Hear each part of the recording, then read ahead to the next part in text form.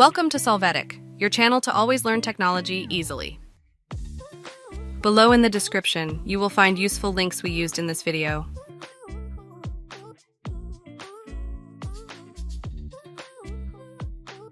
Today in Solvetic, we will see how to change text background color in Word. Let's open the Word document to see the text to highlight. As a first option, select the text. From Text Highlight Color, choose one of the available colors. You will see the change.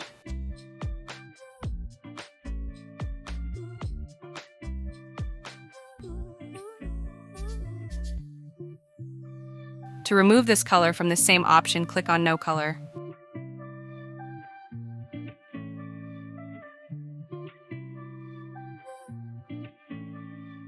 Another way you can use is to select the text. Now from shading, choose one of the current colors. You can check the background color.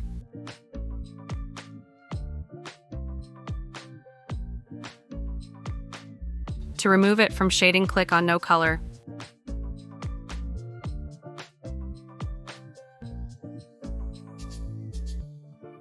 Hey, remember to subscribe Solvetic channel.